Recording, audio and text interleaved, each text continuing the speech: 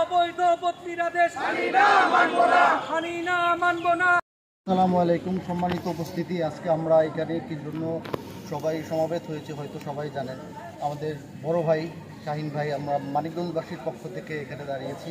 শাহিন ভাইয়ের যে অবৈধ একটা বদলির আদেশ করা হয়েছে, এই বদলির আদেশ অবিলম্বে স্থগিত করা হোক এবং তাকে সঠিক তদন্ত করা হোক এবং সঠিক তদন্ত করে এটা সঠিক বদলির আদেশ তাকে এটা বদলির আদেশটা স্থগিত করার জন্য মানিকগঞ্জবাসীর পক্ষ থেকে আমরা দাবি জানাচ্ছি। আমাদের দাবি মানতে হবে আমাদের দাবি। শাহিন ভাই একজন জুলাই যোদ্ধা এবং আমরাও তার সাথে আমাদের সাথে একসাথে আমরা এই জুলাই আন্দোলনের ইসলামী বৈষম্যবিরোধী ছাত্র আন্দোলনের সময় সে আমাদেরকে নেতৃত্ব দিয়েছে এবং সে একবার 18 তারিখ খালপাড়ে সে আহত হয়েছিল।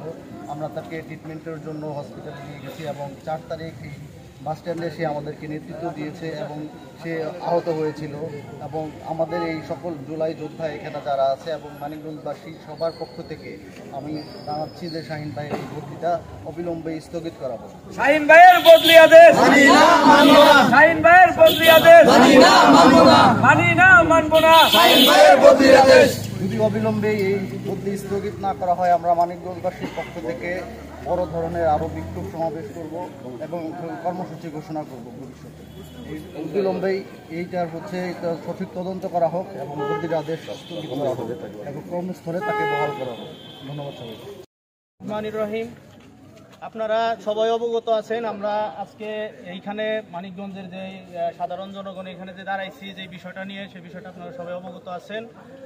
অত্যন্ত দুঃখের সাথে আমাদের আজকে বলতে হচ্ছে, দীর্ঘ একটা 17 বছরের দীর্ঘ একটা ফ্যাসিবাদী যেই সিস্টেম ছিল, ফ্যাসিবাদী যে সরকার ছিল, সেই সরকার যেইভাবে এটাছে তাদের মতের বিরুদ্ধে গেলে সেই টোটাল প্রক্রিয়ার সাথে যারা যুক্ত তাদের মতের বিরুদ্ধে গেলেই তারা হইতেছে যেভাবে হইতেছে মানুষ তাদের মতের ভিন্ন মতাবলম্বীদের যেভাবে নির্যাতন করত, যেভাবে শাস্তি দিত, যেভাবে হইতেছে তাদেরকে বিভিন্নভাবে হেনস্থা করত, আমরা সেই দীর্ঘ প্রহসনমূলক হইতেছে আচরণ আমরা হইতেছে এই জুলাই পরবর্তী 1 বছরের মধ্যে আমরা হইতেছে এখন দেখতে পাইতেছি।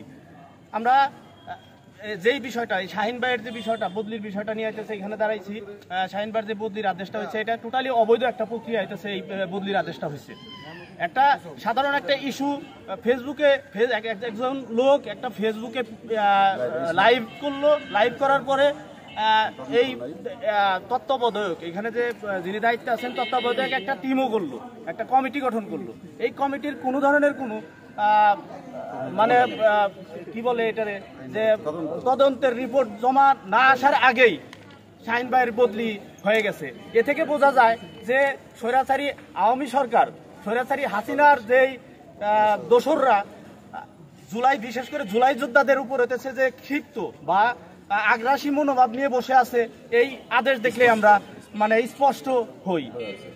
এই মুহূর্তে আমরা হইতেছে বলতে চাই যে শাহিন ভাইয়ের যে বদলির আদেশটা হয়েছে, এই আদেশটা অনতিবিলম্বে প্রত্যাহার করতে হবে। তাকে পুনরায় তার কর্মস্থলে স্থাপন করতে হবে, তার দায়িত্ব তাকে এখানে বুঝাই দিতে হবে।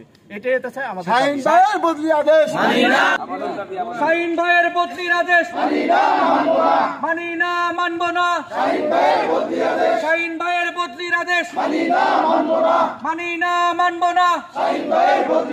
শাহিন ভাইয়ের বদলির আদেশ মানি না, মানব না। শাহিন